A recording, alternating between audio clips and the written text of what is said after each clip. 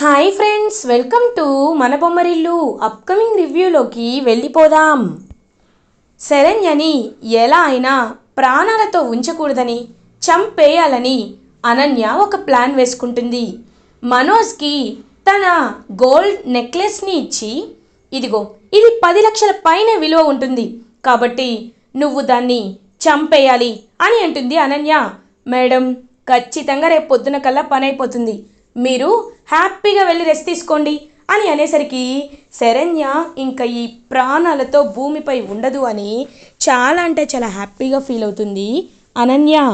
ఇది ఇలా ఉండగా ఆనందభైరవి అలా ఇంకా గార్డెన్లోకి వచ్చి అటు ఇటు తిరుగుతూ ఉంటే ఆనందభైరవికి అప్పుడే తన కాళ్ళకి ఏదో తగిలినట్టు అనిపిస్తుంది. ఇంక వెంటనే తీసుకొని చూసేసరికి అది నల్లపూసలు.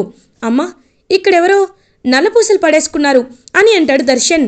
నాన్న దర్శన్, ఈ నల్లపూసలు చూస్తుంటే అచ్చం అచ్చం తనలాగే శరణ్య నల్లపూసల్లాగే ఉంది నాన్న అని అంటారు. అమ్మా, ఏంటి నువ్వు మాట్లాడేది? అయినా డిజైన్ పోలిన డిజైన్స్ ఉండవా? ఈ మధ్య అందరూ వేసుకుంటున్నారు కదా. ఏమో శరణ్య లాంటిదే, తనకు కూడా డిజైన్ ఉండొచ్చేమో, ఎవరో పడేసుకున్నారేమో అని అంటాడు దర్శన్. లేదు నాన్న, నేను ఇది శరణ్యకి ఏరి కోరి సెలెక్ట్ చేసిన డిజైన్ కాబట్టి ఖచ్చితంగా ఇది శరణ్యది అయ్యుంటుంది. శరణ్య ఇక్కడ ఎక్కడ ఉండుంటుంది అని చుట్టూ చూస్తుంది ఆనందభైరవి. అమ్మ, శరణ్య ఇక్కడ ఉంటే మనకు కనబడేది కదా. అయినా నీ కోడలు ఇక్కడికెందుకు వస్తుంది? ఇక్కడికి ఆ బామ్మగారి మనవరాలు తప్ప ఇంకా ఎవరూ రాలేదు. అలాంటప్పుడు శరణ్య ఇక్కడెందుకు ఉంటుంది అని అంటారు. ఒకవేళ ఆ బామ్మగారి మనవరాలే శరణ్యానా? ఒకసారి వెళ్ళి చూసొద్దాం నాన్న అని అంటుంది పాపం ఆనందభైరవి. సరే, నువ్వు అంటున్నావు కదా, నీకోసం చూసొస్తాను, రా వెళ్దాం. ఇప్పుడే ఆ బామ్మ ఇంటికి వెళ్ళి తన మనవరాలు శరణ్యనో కాదో తెలుసుకుందామని దర్శన్ ఆనందభైరవి ఇద్దరూ శరణ్య వాళ్ళ ఇంటికి బయలుదేరతారు. ఇది ఇలా ఉండగా బామ్మగారు శరణ్యకి గోరింటాకు పెడుతూ ఉంటారు. బామ్మ, ఎందుకు ఇదంతా అని అంటుంది పాపం శరణ్య.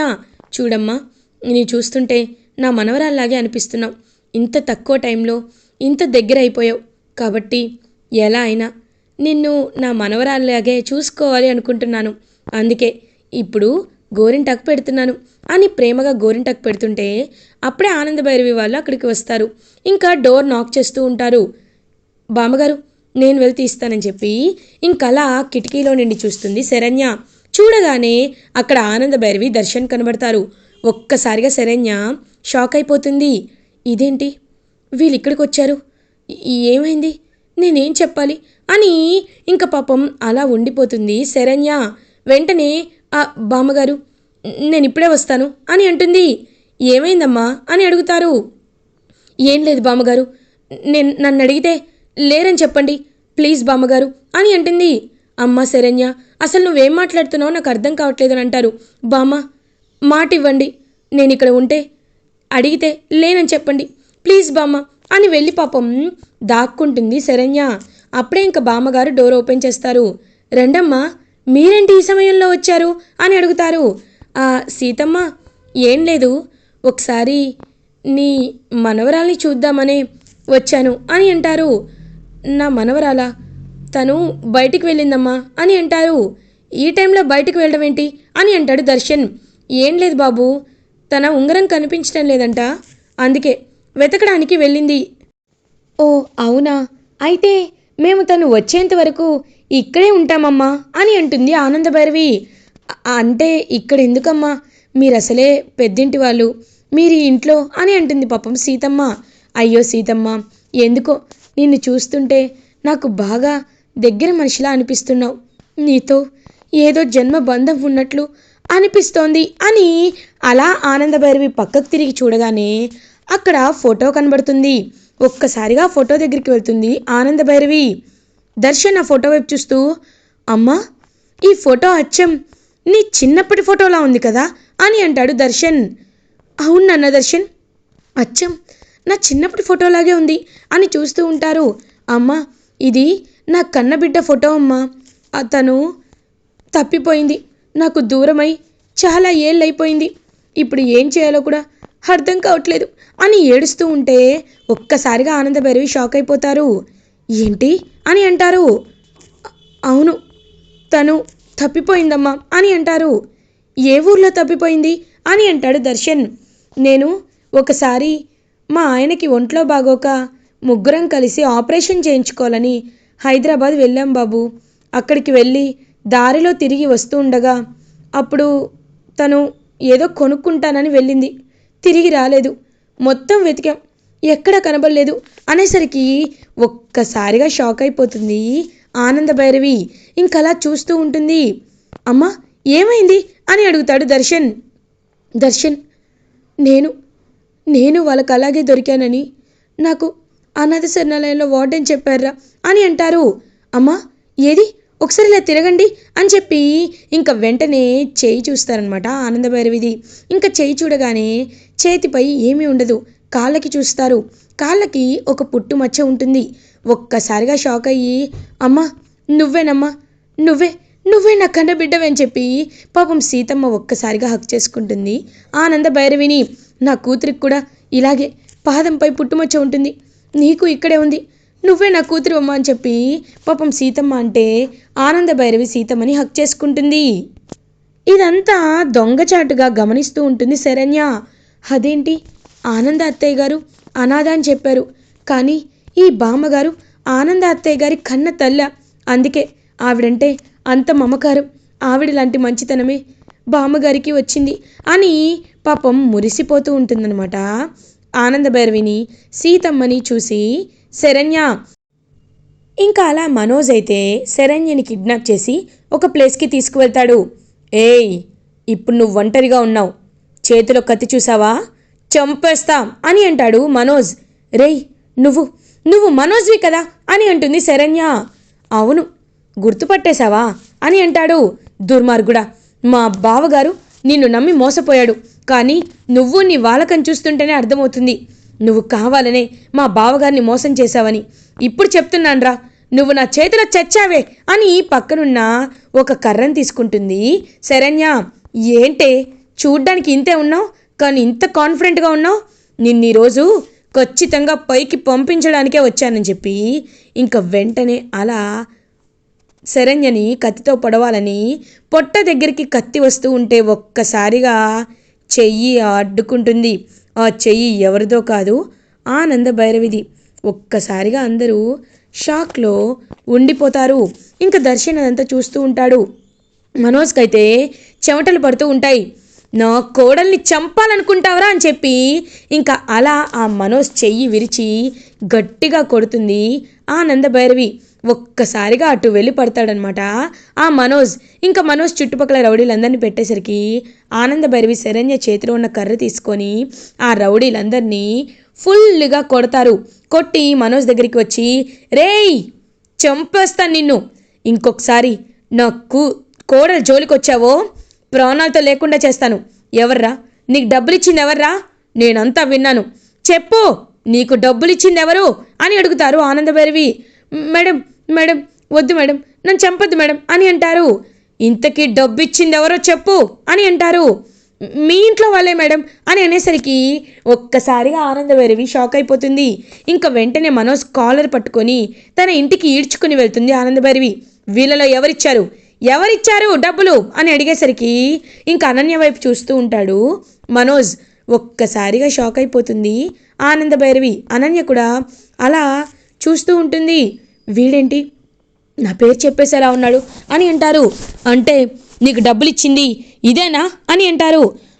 అవును మేడం, తనే నాకు డబ్బులు ఇచ్చింది అని అనేసరికి అనన్య చెంప పగలగొడుతుంది ఆనందభైరవి. ఇంకా వెంటనే అలా చూస్తూ ఉంటాడనమాట దర్శన్.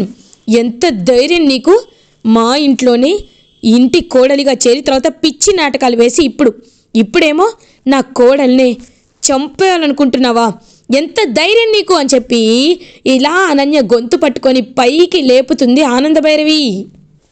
ఇంకా వెంటనే శరణ్య, అది మాత్రమే కాదత్తయ్య గారు, వీడు ఏమేం చేశాడో తెలుసా, రోహిత్ బావగారిని నమ్మించి ఒకరి దగ్గర అప్పు తీసుకొని షూరిటీ ఉండేలా చేశాడు.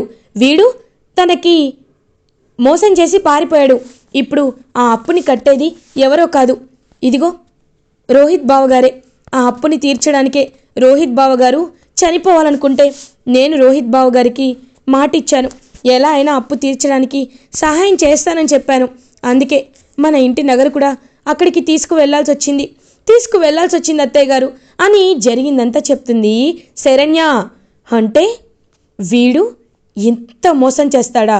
రేయ్, నువ్విక్కడ ఉండడానికి వీల్లేదు, పో జైలుకని చెప్పి వెంటనే ఇంకా దర్శన్ అయితే పోలీసులకు కాల్ చేయగానే అలా మనోజ్ని ఫ్రాడ్ కేసు కింద అరెస్ట్ చేసి తీసుకువెళ్తారు. ఇంకా అనన్యని మెడ పట్టుకొని బయటికి గెంటేస్తారు ఆనంద భైరవి. నీలాంటి వారు ఇంకొక్కరు ఉన్నా ఈ ఇంట్లో వల్ల కాడైపోతుంది, పోవే బయటికని చెప్పి ఇంకా గట్టిగా గెంటేసేసరికి లీలావతి అలా చూస్తూ ఉంటుంది. ఇప్పుడు వెళ్ళొచ్చు, కానీ తర్వాత వస్తాను, వచ్చి నీ ఫ్యామిలీకి చుక్కలు చూయిస్తాను అని అనన్య అక్కడి నుండి వెళ్ళిపోతుంది. ఆనంద భైరవి శరణ్య దగ్గరికి వచ్చి, శరణ్య, ఈ ఇంటి కోసం ఇంత నిందలు మోసావా అని పాపం హక్ చేసుకుంటుంది. వెంటనే లీలావతి దగ్గరికి వచ్చి, అక్క, నేను ఎప్పుడు శరణ్య గురించి మాట్లాడినా నిన్ను గమనిస్తూనే ఉన్నాను. నువ్వు శరణ్యలో ఏదో లోపాన్ని చూస్తున్నావు. ఎందుకో శరణ్య నీకు నచ్చటం లేదు.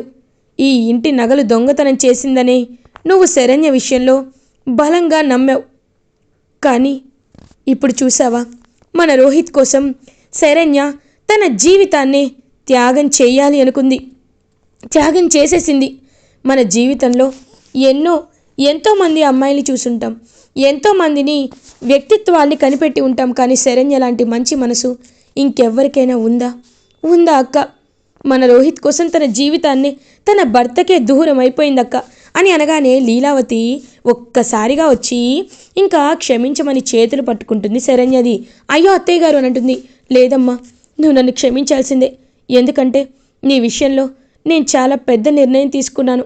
నువ్వు మంచిదనివి కాదేమో, కావాలనే డబ్బుల్ని దొంగతనం చేశావేమోనని నేను కూడా దర్శన్తో వంతపాడాను. కానీ అది నిజం కాదని, నువ్వు నా కొడుకు కోసం నీ జీవితాన్ని త్యాగం చేయాలనుకున్నావని తెలిసిన తర్వాత నిన్ను ఇంకా నేను దూరం పెట్టకూడదు. ఇన్ని రోజులు నేను తప్పుగా అపార్థం చేసుకున్నాను. కానీ ఇప్పటి నుండి నేను ఎప్పటికీ నిన్ను తప్పుగా అపార్థం చేసుకోనమ్మా అని ఆనంద భైరవి కళ్ళ ముందే లీలావతి శరణ్యని హక్ చేసుకుంటారు. అదంతా చూసి ఆనంద భైరవి చాలా అంటే చాలా హ్యాపీగా ఫీల్ అవుతుంది. అప్పుడే కరెక్ట్గా ప్రీతి అండ్ రోహిత్ కూడా ఇంటికి రీచ్ అవుతారు. ఆనంద భైరవి వాళ్ళు ఉన్న మందాకిని ఊరికి రీచ్ అవుతారు. ఇంకా ఆనంద భైరవి వాళ్ళు ఉన్న ఊరికి రీచ్ అయ్యి, అత్తయ్య గారు, మీకు ఒక ముఖ్యమైన విషయం చెప్పాలి, అందుకే హుటాహుటిన బయలుదేరి వచ్చాం అని అంటారు. ఏంటా విషయం అని అడుగుతుంది లీలావతి. పాపం చెక్ దొంగతనం చేసింది తను కానే కాదు, చెక్ దొంగతనం చేసింది శరణ్య కాదు, అనన్య. ఇదిగోండి, అనన్య రూమ్లో చెక్ దొరికింది అని చెక్ని చూపిస్తుంది. దర్శన్ ఆ చెక్ని తీసుకొని చూస్తాడు. చూడగానే ఒక్కసారిగా షాక్ అయిపోతాడు దర్శన్. అంటే చెక్కును దొంగతనం చేసింది ఆ అనన్యనా? అనవసరంగా నేను శరణ్యని చాలా తప్పుగా అపార్థం చేసుకున్నాను అని మనసులో అనుకుంటాడు. చూసావా నన్న దర్శన్, ఇప్పటికైనా చూసావా నువ్వు ఎంత పెద్ద తప్పు చేశావో ఇప్పటికైనా తెలుసుకున్నావా అని ఇంకా ఆనంద భైరవి చెప్పడంతో, నేను ఈ విషయంలో కరెక్టే, కానీ శరణ్య ప్రెగ్నెంట్ కాదు, నన్ను కూడా చంపాలని ప్రయత్నించింది, ఆ విషయంలో మాత్రం నేను ఎప్పటికీ తన్ని క్షమించను అని మనసులో అనుకుంటాడు దర్శన్. ఇంకా అందరం కలిసి దీపావళి పండుగని హ్యాపీగా సెలబ్రేట్ చేసుకుందాం, ఎలాగో మా అమ్మ కూడా వచ్చిన వేళ విశేషంలో అందరం జరుపుకుందామని ఇంకా అందరూ హ్యాపీగా దీపావళి సెలబ్రేషన్స్ని జరుపుకుంటూ ఉంటే ఫ్యామిలీ మెంబర్స్ అందరూ ఇంకా ఎలాంటి కల్మషం లేకుండా మనసులో చాలా హ్యాపీగా వాళ్ళ టైంని స్పెండ్ చేస్తూ ఉంటారు. ఇలా ఎపిసోడ్ ఎండ్ అవుతుంది. ఫర్దర్ ఎపిసోడ్ రివ్యూస్ ముందుగా మీకు కావాలి అనుకుంటే మా ఛానల్ని సబ్స్క్రైబ్ చేసుకోండి. Thanks for watching.